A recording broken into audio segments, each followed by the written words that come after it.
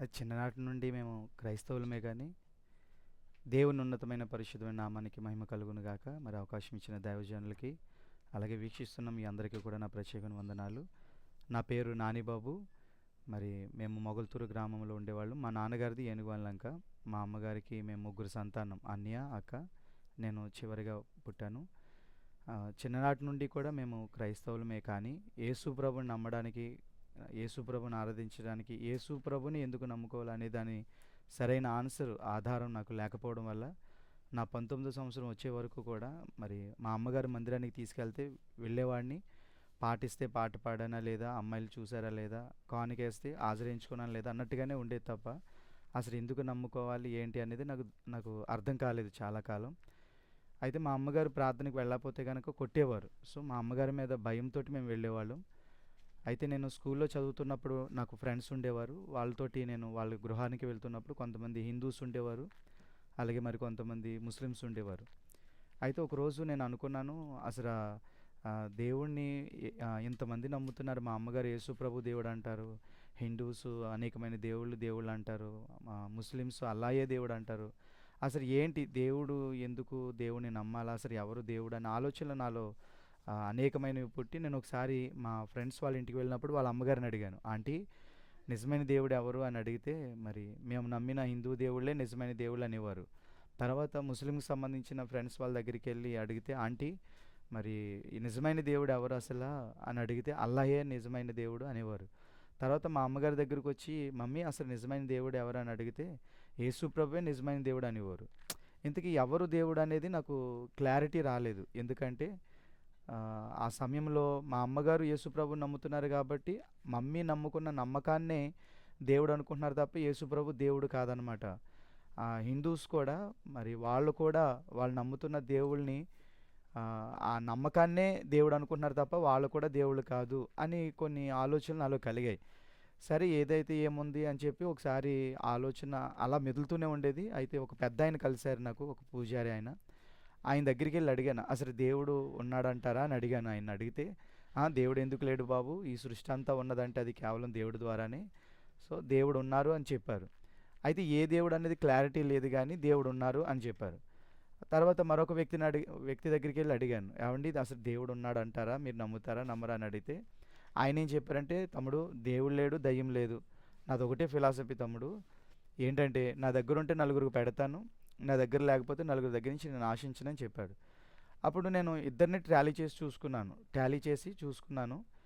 ఏంటి అంటే దేవుణ్ణి నమ్మిన వ్యక్తి, దేవుణ్ణి నమ్మలేని వ్యక్తి ఇద్దరు ఉద్యోగాన్ని చేసుకుంటున్నారు, ఇద్దరికి ప్రమోషన్లు వస్తున్నాయి, ఇద్దరు భార్య పిల్లల్ని కలిగి ఉన్నారు, ఇద్దరికి మరణం వస్తుంది, ఇద్దరు చనిపోతున్నారు. అయితే నాకు వచ్చిన క్వశ్చన్ ఏంటంటే, అసలు దేవుడిని నమ్మినందుకు ఇతనికి వచ్చిన లాభం ఏంటి, దేవుడిని నమ్మలేనందుకు ఇతనికి వచ్చిన నష్టం ఏంటి? ఇద్దరికి ఒకలాగేనే అయింది. ఇంకా చెప్పాలంటే దేవుడిని నమ్ముకున్నందుకు ఇతను బహుశా అనుకుందాం చర్చిలకు వెళ్ళేవాడు, లేకపోతే గుళ్ళకి వెళ్ళేవాడు, లేకపోతే మసీదుకి వెళ్ళేవాడు. అక్కడ కానుకలని, మందిరాలు కట్టాలని, గుళ్ళు కట్టాలని, ఈ డబ్బులన్నీ వాటికి పెట్టేసేవారు. కానీ ఈ దేవుని నమ్మని వ్యక్తి వచ్చిన ప్రతి రూపాయి కూడా చక్కగా మరి ఆయన అనుభవించేవాడు. సో ఈ రెండిట్ల మధ్య నాకు సరైన అవగాహన దొరకలేదు. ఎప్పుడైతే దొరకలేదో అసలు ఇంతకీ దేవుడు ఉన్నాడా లేదా, అసలు మనిషికి దేవుడు అవసరమా, ఆ మనిషికి దేవుడు లేకపోతే మనిషి బ్రతకలేడా అనే ఆలోచనలు మళ్ళీ కొన్నిసార్లు నాకు మెదులుతుండేవి. తర్వాత చాలాసార్లు మా అమ్మగారు మమ్మల్ని చర్చికి తీసుకువెళ్తున్నప్పుడు చాలామంది అక్కడ ప్రార్థన చేసేవారు, చాలామంది బైబిల్ చదివేవారు, ప్రార్థన చేసేవారు. నాకు కూడా కొన్నిసార్లు నేను చేసిన అవిధేయతను బట్టి, నేనేదో లోన్లీగా ఉన్నానని, నేనేదో పాపములు ఉన్నానని, ఏదో ఒకటి చీకటి నన్ను వెంటాడుతుందని నాకు అనిపించేది. కానీ దాని నుంచి బయటపడడానికి నాకు సరైన అవగాహన లేదు. తర్వాత దేవుడిని ఎలాగా ఆరాధించాలో నాకు తెలిసేది కాదు. ఎందుకంటే దాని నుంచి బయటపడడానికి నాకు సరైన ఆధారం దొరకలేదు. ఆ సమయంలో నేనేం చేశానంటే, అసలు దేవుణ్ణి ఎందుకు నమ్ముతున్నారు వీళ్ళు అని ఒక ఆలోచన కలిగి ఉన్నాను. ఆలోచనలో నాకు తట్టిన విషయాలు ఏంటంటే, 3 విషయాలు నాకు జ్ఞాపకం వచ్చాయి. యాక్చువల్గా క్రైస్తవులు అందరూ కూడా, అంటే నేను చర్చికి వెళ్ళేవాడిని కాబట్టి చర్చి దగ్గర జరిగే సందర్భాన్ని నేను పరిగణలోకి తీసుకున్నాను. 3 కారణాలను బట్టి మ్యాక్సిమం క్రైస్తవులందరూ కూడా ప్రభుని నమ్ముతున్నారు అని అర్థమైంది. ఏంటి ఆ కారణాలంటే, 1 మరి అప్పులు తీరుస్తాడని, 2 ప్రయాణాల్లో కాపాడుతాడని, మరి 3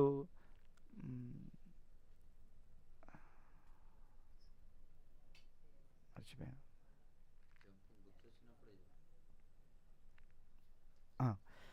ఒకటి అప్పులు తీరుస్తాడని, 2 రోగాలు బాగు చేస్తాడని, మూడోది ప్రయాణాల్లో కాపాడుతాడని. వీటిని బట్టి మ్యాక్సిమం క్రైస్తవులందరూ కూడా ప్రార్థన చేయడం నేను విన్నాను. అయితే నేను వీటిని ఎలా పరిగణలోకి తీసుకున్నానంటే, ఇప్పుడు మనం అప్పులయిపోయామంటే దేవుడు కాళ్ళు చేతులు ఎందుకు ఇచ్చాడు? పని చేసుకోమని. పని చేసుకోకుండా ఇంట్లో కూర్చుంటే అప్పులు తీరవు కదా! అంటే దీనికి దేవుడు అవసరం లేదనమాట అని అనిపించింది. తర్వాత ప్రయాణాల్లో కాపాడుతాడని. ఇప్పుడు డ్రైవింగ్ నేను సరిగ్గా నేర్చుకోకుండా దేవుడా నన్ను కాపాడంటే దేవుడు ఎలా కాపాడుతాడు?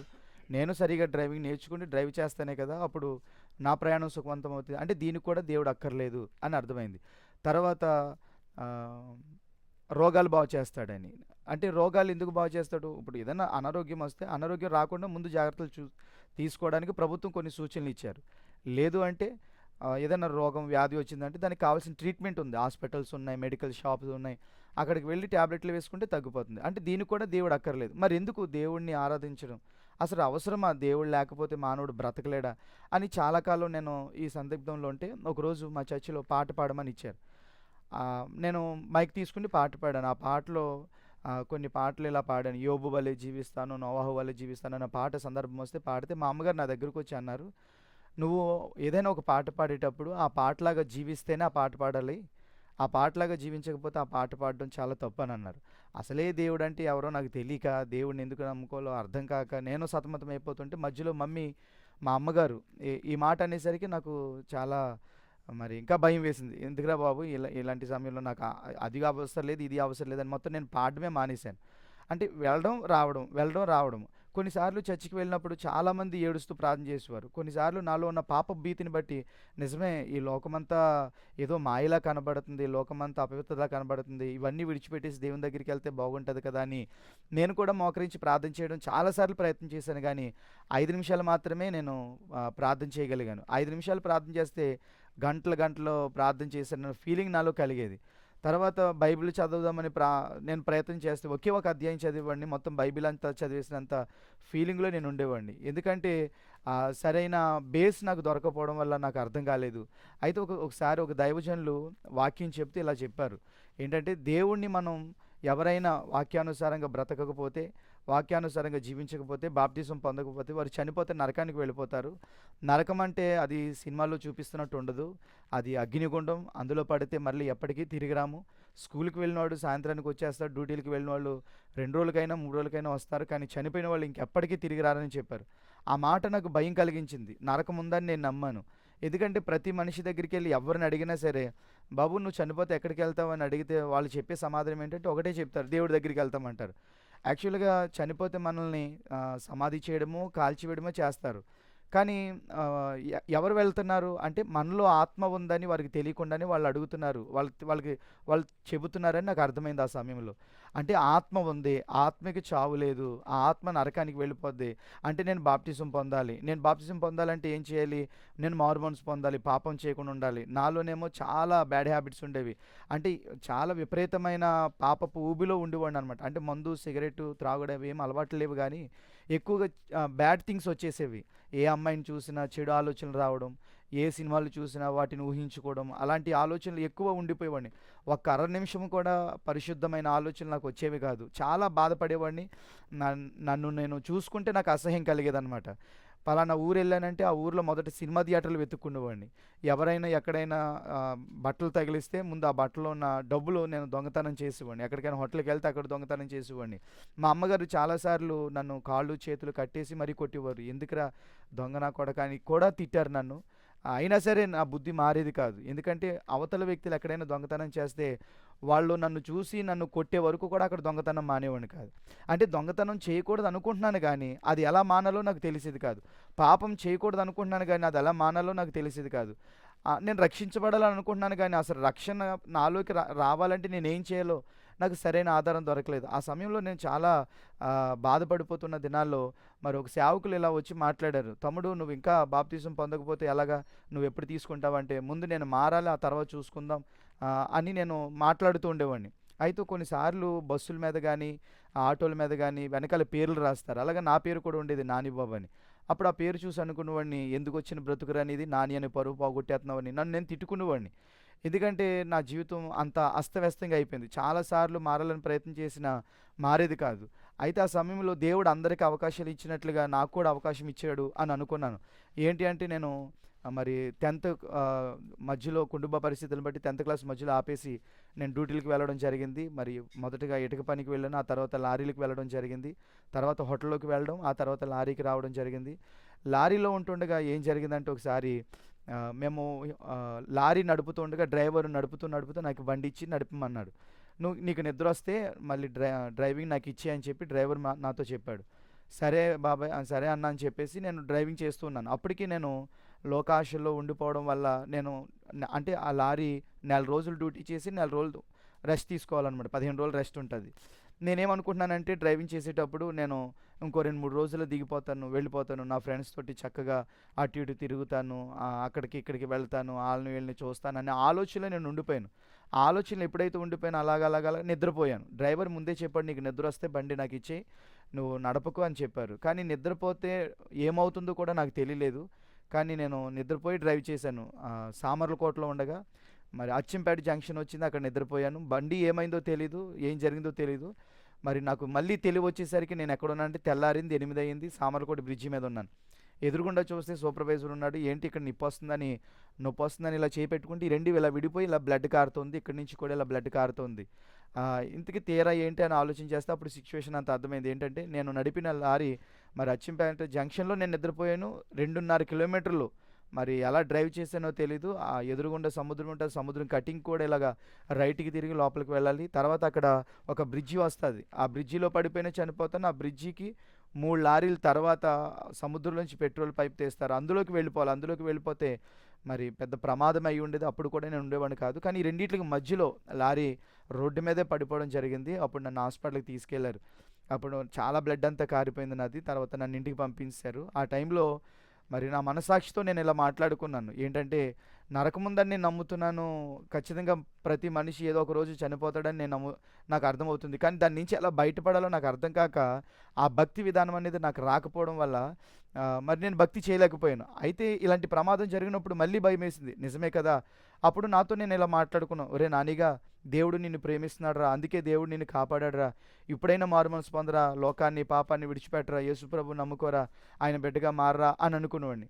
వెంటనే నా మనస్సాక్షితో ఎప్పుడైతే నేను అలా మాట్లాడుకున్నానో నిజమే, నాకు ఇంకొద్దు, ఈ లోకం వద్దు, ఈ పాపం వద్దు, ఆడపిల్లలు వద్దు, ఎవరు వద్దు, ఈ సినిమాలు వద్దు, దొంగతనాలు వద్దు, నాకేమొద్దు, నేను యేసుప్రభు కొరకే బతుకుతాను, యేసుప్రభు కొరకే జీవిస్తాను, ఆయన కొరకే నిలబడతానని ఆ రోజు నిశ్చయించుకుని, ఆ రోజు తీర్మానం తీసుకుని ప్రభు కోసం నిలబడడం ప్రారంభించాను. దేవుని మహాకృపను బట్టి ఎంతవరకు బ్రతికానంటే మళ్ళీ ఆ ఒక్కరోజే బ్రతికాను. మళ్ళీ మరుసటి రోజు నుంచి మళ్ళీ యథావిధమైన పాపపు ఆలోచనలు, లోక సంబంధమైన ఆలోచనలు నా మైండ్లో తిరుగుతూ ఉండేవి. ఏంటి, నేను ఇంకా మారనా, నా జీవితం మారదా? చర్చికి వెళ్తే అందరూ ప్రార్థన చేసేవారు, నేను ఎందుకు ప్రార్థన చేయలేకపోతున్నాను? చర్చికి వెళ్తే అందరూ బైబిల్ చదివేవారు, నేను ఎందుకు బైబిల్ చదవలేకపోతున్నాను? అంటే నా జీవితం మారే అవకాశం లేదా? పాపం నుంచి నేను బయటపడలేనా? కొన్నిసార్లు ఈ బాధను తట్టుకోలేక సినిమాకి వెళ్ళేవాడిని. 2:30 గంటలు హ్యాపీగా ఉండేది, కానీ ఆ 2:30 గంటలు అయిపోయిన తర్వాత బయటకు వచ్చిన తర్వాత ఏదో ఒక లోన్లీనెస్ నన్ను వెంటాడేది. సంతృప్తి ఉండేది కాదు, ఒక నెమ్మది ఉండేది కాదు. ఏదో నన్ను వెంటాడుతుంది, ఏదో ఒక వెలుతు నా జీవితంలో ఉంది అని అనిపిస్తుంది. దానికి సొల్యూషన్ ఏంటి, ఆన్సర్ ఏంటి నాకు అర్థమయ్యేది కాదు. ఏం చేయాలో నాకు తెలియలేదు. అలాగే నేను బాధపడుతుంటే మళ్ళీ దేవుడు రెండో అవకాశం కూడా నాకు ఇచ్చాడు. చూడండి, ఎవరైనా ఏదైనా ప్రమాదం జరిగితేనే కదా దేవుడా అని పిలుస్తాము. అలాగే నేను దేవుడా అని పిలుస్తానేమో అని దేవుడు మరలా రెండో అవకాశం నాకు ఇచ్చాడు. అదెలా అంటే మరి సామర్లకోట ఏరియాలోనే ఉన్నాం. మా ఓనర్‌కి 3 లారీలు అయితే అందులో ఒక లారీ మరి కొన్ని పరిస్థితులను బట్టి, ఆర్థిక పరిస్థితులను బట్టి అమ్మేస్తానన్నాడు. అయితే ఏ లారీ అయితే అమ్ముతానన్నారో ఆ లారీ యొక్క పార్ట్ ప్రాబ్లమ్ అయిందని వేరే లారీ నుంచి దీనికి వేశాం. సో ఎలాగ అమ్మేస్తున్నారన్నారు కదా అని పార్ట్ దానికి వేసేద్దామని మేము ఏం చేసామంటే లిఫ్ట్ లేపి మరి ఫిష్‌ని తీసేస్తున్నాం అనమాట. నేను అప్పటికి వేరే చోట ఉన్నాను. అప్పుడే వేరే క్లీనరు, అలాగే సూపర్వైజర్ ఏమో కింద మెయిన్ పైపు లిఫ్ట్ ఇలా పైకి లేచింది, కింద లిఫ్ట్ పైప్ ఊడదీస్తున్నాడు. పైనేమో క్లీనరు ఆ లిఫ్ట్ యొక్క బోల్ట్ ఊడదీస్తున్నాడు. అంటే ఈ లిఫ్ట్ పైప్ ఎప్పుడైతే సూపర్వైజర్ ఊడదీసేసాడో వెంటనే లిఫ్ట్ పడిపోద్ది. ఎప్పుడైతే లిఫ్ట్ పడిపోయిందో లిఫ్ట్ మధ్యలో ఉన్న వాళ్ళు చనిపోతారు. కేవలం ఆ లిఫ్ట్ అచ్చంగా ఒక 8 టన్నులు 9 టన్నులు ఉంటుంది. అంటే 8,000 కేజీలు 9,000 కేజీలు ఉంటుంది. మరి అది పడిపోకుండా ఉండడానికి ఏం చేయాలంటే మరి లిఫ్ట్‌కి మధ్యలో ఒక ఇంత లావు చెక్క పెట్టాలి. కానీ తను కొత్త క్లీనర్ రావడం వల్ల ఇంత ముక్క పెట్టాడని తర్వాత అర్థమైంది మాకు. అయితే నేను అదంతా గమనించలేదు. నేను వేరే లారీ దగ్గర పనిచేసి అప్పుడే అక్కడికొచ్చాను. వచ్చి చూసేసరికి కింద సూపర్వైజరు పని చేస్తున్నాడు. పైన కొత్త క్లయింట్. సూపర్వైజర్‌కి అన్నీ తెలుసు కాబట్టి పైన ఉన్నవాడికే తెలీదని నేను కూడా పైకెక్కేసాను. ఒకవేళ అదే టైంలో ఆ బోల్ట్ ఊడిపోయి ఉంటే మొత్తానికి ఆయన తీసేసి ఉంటే ఆ లిఫ్ట్ పడిపోతే ఆ లిఫ్ట్ కింద మేమిద్దరం చనిపోయేవాళ్ళం. కానీ అది అప్పటికి స్లిప్ అవుతూ ఉందంట. తర్వాత సూపర్వైజర్‌ని అడిగితే తర్వాత చెప్పారు స్లిప్ అవుతూ ఉందంట. ఈలోపు నేను పైకెక్కేసాను. ఎందుకంటే నన్ను అప్పటికే 6 నెలలు సీనియరు. లారీ మెకానిక్ పనంతా కూడా నాకు మాక్సిమం నాకొచ్చు, నేను చేయగలుగుతాను. అందుకని తను కొత్తోడు కదా! తనకి తెలీదు కదా! అని పైకి వెళ్తే అతను ఏ బోల్ట్ అయితే ఇప్పుతున్నాడో ఆ రెంచి ఆ బోల్ట్‌కి పెద్దదయిపోయింది. అప్పుడు తనతో నేను చెప్పాను, "ఇది పెద్దదయిపోయింది. వేరే రెంచి తీసుకురా" అని చెప్పాను. తనన్నాడు, "నేను వెళ్ళనన్నాడు." మళ్ళీ రెండోసారి అడిగాను. తను ఏ రకంగా అయినా సరే వెళ్ళాలి. ఎందుకంటే నేను 6 నెలల సీనియర్‌ని. తర్వాత మెకానిక్ పని కూడా వచ్చు. తను అప్పుడే రెండో రోజు డ్యూటీ అనమాట. రెండో డ్యూటీ అయింది. తను డ్యూటీ దిగి ఎళ్ళిపోవాలి. అప్పటికి సూపర్వైజర్ అంటున్నాడు, "నేను ఎళ్ళిపోతానని" అంటే, "ఇది అయిపోయిన తర్వాత ఎళ్ళిపోదురు గాని రా" అని అన్నాడు. తను ఆ రోజు "నువ్వెళ్ళు" అంటే నేను వెళ్ళనన్నాడు. మళ్ళీ రెండోసారి అడిగాను. "ఎళ్లి ఇంకో రెంచి తీసుకురా" అంటే, "నేను తీసుకురానన్నాడు." మళ్ళీ మూడోసారి అడిగాను. ఎప్పుడైతే మూడోసారి అడిగానో, "నీకెలా కనపడుతున్నాను నేను" అని అన్నాడు. ఆ మాట నవ్వుతూనే అన్నాడు. నాకు ఆ మాటకి కోపమొచ్చి నేను కూడా నవ్వుతూనే, "సర్లేరా నేనే తెచ్చుకుంటానని" అలా లిఫ్ట్ ఎనకాల నుంచి అలా దిగి, ఆ లిఫ్ట్ అలా దిగి ఇలా లెఫ్ట్ సైడ్‌కొచ్చి పైకెక్కాను. ఎప్పుడైతే పైకెక్కానో అన్య అని గట్టిగా కేకలేసాడు. ఇదేంటి అన్య అని గట్టి కేకలేస్తున్నాడు? కొంపదీసి ఇది లిఫ్ట్ ఏమన్నా పడిపోతుందా? లిఫ్ట్ పడిపోతే ఆడు మధ్యలో ఉండిపోయాడు కదా! ఆడు చచ్చిపోతాడని ఇలా వెనక్కి తిరిగి చూసేసరికి లిఫ్ట్ స్పీడ్‌గా దిగిపోతుంది. అరే! లిఫ్ట్ పడిపోతుంది. ఆడు మధ్యలో ఉండిపోయాడు. ఆడి మీద పడిపోతే ఆడు చచ్చిపోతాడని చెప్పి వెంటనే నేను రైట్ సైడ్ వెళ్ళిపోయి గేరేసి స్టార్ట్ చేసి లిఫ్ట్ లేపాను. లిఫ్ట్ లెగట్లేదు. ఎందుకంటే మెయిన్ పైప్ ఎప్పుడైతే తీసాడో ఆ సూపర్వైజర్ ఆ హైడ్రాలిక్ ఆయిల్ అంతా కూడా మొఖం మీద కొట్టేసింది. అది కూడా చాలా వేడిగా ఉంది. దాని స్మెల్ చూస్తేనే చాలా కడుపంతా తిప్పేసినట్టు అయిపోతదనమాట. అదంతా మొఖం మీద కొట్టేసరికి ఆ సూపర్వైజర్ త్వరగా పెట్టలేకపోయాడు. తర్వాత నాకు అర్థమై నేను ఆపేశాను. తర్వాత ఏదో రకంగా బిగించాడు. ఈలోపు ఈడు ఎలా ఉన్నాడని చూద్దామని నేను రైట్ సైడ్ నుంచి అలా వెళ్ళి చూసేసరికి ఇలా పడిపోయి ఉన్నాడు. లిఫ్ట్ ఇలా వచ్చి ఇలా నెత్తి మీద అలా పడిపోయింది. పోన్లే బాడీ అంతా లోపల నలిగిపోయిన మొఖం మాత్రం బయటికే ఉంది అని చెప్పి ఒరే అనిల్ అని తలకాయని తట్టి లేపుతున్నాను. అసలు ఉలుకు లేదు పలుకు లేదు. తర్వాత సూపర్వైజర్ అది బిగించిన తర్వాత నేను మరలా గేరేసి స్టార్ట్ చేసి లిఫ్ట్ లేపితే అప్పుడు లిఫ్ట్ బలవంతం మీద లేచింది. తర్వాత వెళ్ళి చూస్తే అక్కడ చాయిస్ మీద కరెక్ట్‌గా తలకాయ చాయిస్ మీద పడిపోయిందండి. పైనుంచి కూడా వచ్చి ఆ తలకాయని ఎప్పుడైతే నొక్కేసిందో కింద 2 ఉగ్గి బోల్డ్‌లు ఉంటాయన్నమాట. ఇంతింత లావుంటది ఒక్కొక్క ఉగ్గి బోల్ట్. ఒక ఉగ్గి బోల్ట్ ఇలా కన్నులోకెళ్ళిపోయింది. ఈ కన్ను ఇలా లోపలికెళ్ళిపోయింది. ఈ కన్నేమో ఇలా బయటకొచ్చేసి తలకి ఇలా 2గా చిట్లిపోయి తన తలలో ఉన్న బ్లడ్ అంతా డీజిల్ ట్యాంక్ మీద చాయిస్ అలా లారీ లోపలంతా పార్ట్‌లన్నిట్ల మీద చిందేసింది. అది చూసి నేను షాక్ అయిపోయినా. ఆడిని అలా పైకి లేపి మరి పక్కనే మాకు రూమ్ ఇచ్చారు, లాడ్జ్ అనమాట అది. ఆ రూము దగ్గర పెట్టి పేపరోళ్ళొచ్చి ఫోటో తీసే వరకు కూడా ఆడి మొఖాన్ని నేను చూడలేకపోయాను. అరగంటలో తను యెల్లో కలర్‌లో మారిపోయాడు. ఇంకా చెప్పాలంటే అక్కడ చనిపోవాల్సింది ఎవరంటే నేనే. ఎందుకంటే నేను సీనియర్‌ని. నాకు మెకానిక్ పని కూడా వచ్చు. తను కొత్తగా వచ్చాడు. ఇంకా చెప్పాలంటే ఒక గంట ముందే వేరే లారీకి పక్కన లారీలు పెట్టారు. ఈ లారీలో నేను వర్క్ చేస్తున్నాను. ఈ లారీలో తను వర్క్ చేస్తున్నాడు. అయితే రెంచులు తనకి సంబంధించినవన్నీ కిట్ అంతా అందులోనే ఉంటే నేనిక్కడుండి ఒరేయ్! పలానా రెంచ్ ఇవ్వు, పలానా బిట్ ఇవ్వు అంటే విసుక్కోకుండా ఇంచుమించు ఒక 17, 20 సార్లు అడుగుంటాను. ఆ 20 సార్లు కూడా విసుక్కోకుండా ఇచ్చాడాయన. అక్కడ విసుక్కోకుండా ఇచ్చినప్పుడు మరి ఇక్కడెందుకు విసిగిపోయాడు? ఎక్కడెందుకు చిరాకు పడ్డాడు? ఒకవేళ అలా చిరాకు పడకపోతే నేను దిగనని దేవుడేమన్నా ప్లాన్ చేసాడా? అనేది నాకు అర్థం కాలేదు. యాక్చువల్‌గా అప్పుడు నాకు ప్రార్థన లేదు, నాకు భక్తి లేదు, నాకు యథార్థత లేదు. నేనింకా పాపంలోనే బతుకుతున్నాను. పాపపు ఆలోచనలతో, పాపపు తలంపులతోనే బతుకుతున్నాను. నాకు సరైన మారుమనసు కూడా లేదు. పోనీ దేవుడు నన్ను కాపాడంటానికి నా దగ్గర ఏముంది? ఏమీ లేదు. తర్వాత ఆహ్, ఎప్పుడైతే పేపర్‌లో వచ్చి ఫోటో తీసుకుంటే అతన్ని ఇలా తిప్పమన్నారు. ఇలా తిప్పేసరికి యెల్లో కలర్‌లో మారిపోయి అతను చనిపోయాడు. అతను పర్స్ తీసి ఓపెన్ చేసి చూస్తే అందులో కూడా యేసుప్రభు ఫోటో ఉంది. ముందు నుంచి అంటున్నాడు, నేను గౌరీపట్నం వెళ్ళాలి, నాకు మొక్కుంది. నేను గౌరీపట్నం వెళ్ళాలి, నాకు మొక్కుంది అని అన్నాడు. అతను చాలా వెయిట్ ఉంటాడు, చాలా హైట్ ఉంటాడు, వైట్ ఉంటాడు, చాలా అందంగా కూడా ఉన్నాడు. హెయిర్ స్టైల్ కూడా బావుంటది. అతని ముందు నేను చూస్తే అసలు ఎందుకు పనికిరాను. అలాంటిది అతను అలా చనిపోయాడు, నేను బ్రతుకున్నాను. ఒకవేళ అతను చనిపోయిన ప్లేస్‌లో నేను చనిపోయి ఉంటే గనక డౌట్ లేదు, నేను తిరిగి రాని నరకానికే వెళ్ళిపోయేవాడిని. ప్రతిసారి ప్రమాదం జరిగిన ప్రతిసారి నరకముందని భయపడుతున్నాను గానీ, దాని నుంచి బయట పడలేకపోతున్నా. నా వల్ల కావడం లేదు. ఎందుకంటే అసలు దేవుడిని ఎందుకు నమ్మాలి? మనిషికి దేవుడు అవసరమా? దేవుడు లేకపోతే మనిషి బతకలేడా? ఇన్ని ఆలోచనలు నాలో చాలా ప్రశ్నార్థకరంగా మారిపోవడం వల్ల నేను యేసుప్రభు దగ్గరికి రాలేకపోయాను. అయితే ఆ సిట్యుయేషన్ ఎప్పుడైతే చూసానో మళ్ళీ భయం కలిగింది. మళ్ళీ మాట్లాడుకున్నాను నాతోటి. "ఒరేయ్ నానిగా చూసావా? మొదట నిన్ను కాపాడినప్పుడు నువ్వు నమ్మలేదని మళ్ళీ దేవుడు రెండో అవకాశం ఇచ్చాడు. ఇప్పుడైనా మారరా, నీ జీవితాన్ని ప్రభుకి ఇవ్వరా, దేవుని కోసం బ్రతకరా, విడిచిపెట్టరా లోకాన్ని, పాపాన్ని విడిచిపెట్టరా, యేసు ప్రభు కోసం బ్రతకరా అని మళ్ళీ నాతో నేను మాట్లాడుకున్నాను. నిజమే బాబోయ్, నాకు వద్దు, ఇంక ఈ లోకం వద్దు, నాకు యేసు ప్రభువే కావాలి, యేసు ప్రభు కొరకే బ్రతుకుతానని మళ్ళీ ఆ రోజు ప్రభు కోసం బ్రతకడానికి తీర్మానం తీసుకున్నాను. ఎప్పుడైతే తీర్మానం తీసుకున్నానో ఆ రోజు నుంచి మళ్ళీ ఒక్కరోజే బ్రతికాను. మళ్ళీ మరుసటి రోజు నుంచి యథావిధి జీవితం. చూడండి, చెబుతూ ఉండగానే మీకు నా మీద చాలా కోపం వచ్చి ఉంటుంది. నిజమే, నాకు కూడా నా మీద అసహ్యం కలిగేది. ఎంత అసహ్యం కలిగేదంటే ఈ తలకైని తీసుకెళ్ళి గోడకేసి కొట్టేసుకోవాలనిపించేది. యేసు ప్రభు కొరకు బ్రతకలేని జీవితం ఎందుకురా నీకు అని అనిపించేది. కొన్నిసార్లు నేను సింగిల్గా ఉన్నప్పుడు నా శరీరాన్ని ఇలా చూసుకుని, రే నానిగా, నీ లైఫ్లో, నీ జీవితంలో నువ్వు చచ్చిపోయే లోపు ఎప్పటికైనా ఒక్కసారైనా యేసు ప్రభుని నువ్వు నమ్మగలవంటావా, యేసు ప్రభుని నీ రక్షకుడిగా అంగీకరించగలవంటావా అని నాతో నేను ప్రశ్న వేసుకునేవాడిని. ఈలోపు యవనస్తులు చూస్తే కొంతమంది బాప్తీసాలు తీసుకునేవారు. నువ్వెప్పుడు తీసుకుంటావు అనేవారు. బాబోయ్, నేను మారాలి కదా, ముందు నేను మారకుండా ఎలా తీసుకుంటాను, పూర్తిగా మారిపోయాక తీసుకుందాము అని నేను వాళ్ళతో చెప్పేవాడిని. అలాగా సంవత్సరాలు, 2 సంవత్సరాలు, 3 సంవత్సరాలు, సంవత్సరం బాప్తీస కార్యక్రమాలు జరుగుతూనే ఉండేవి. ఇంక ఇది చూసి తట్టుకోలేక ఇలా కాదు అని చెప్పి మా ఊరిలోనే గోదావరి ఉంది, మరి పోలవరం దగ్గర వెగిసపురం అనే ప్రాంతం. ఆ గోదావరిలోనికి వెళ్ళి నేను ఏం చేశానంటే, నేను ఇప్పుడు నా నెత్తి మీద నేను చేపెట్టుకుని నేను బాప్తీసం తీసుకుంటాను. నాకు నేనే బాప్తీసం తీసుకుని వారం రోజులు చూస్తాను. ఈ వారం రోజులు నేను కరెక్ట్గా బ్రతికాను అని అనుకుంటే అప్పుడు వెళ్ళి పాస్టర్ గారు నాకు బాప్తీసం ఇచ్చేయండి అని పాస్టర్ గారి దగ్గరికి వెళ్ళిపోయి బాప్తీసం పొందుతాను. అలాగే యేసు ప్రభు దగ్గరికి వెళ్ళిపోవచ్చు అని అనుకున్నాను. అలా అనుకుని నా నెత్తి మీద నేనే చేపెట్టుకుని బాప్తీసం పొందాను. ఎప్పుడైతే బాప్తీసం పొంది ఒడ్డుకొచ్చి బట్టలు వేసుకుని ఇంటికి వెళ్ళిపోయే లోపు మళ్ళీ యథావిధిగా పాపం. అలా 1 కాదు 2 కాదు, మరి 3 సార్లు నేను అలాగ నా మట్టుకు నేను బాప్తీసం తీసుకోవడం జరిగింది. ఇంకా నాకు అర్థమైపోయింది ఏంటంటే, ఇంకా నేను మారను, నా జీవితం ఇంకా మారదు, ఇంకా అయిపోయింది, ఫినిష్ అయిపోయింది, ఇంకా మార్పు చెందే అవకాశం లేదని ఇంకా నాకు ఫిక్స్ అయిపోయాను అనమాట.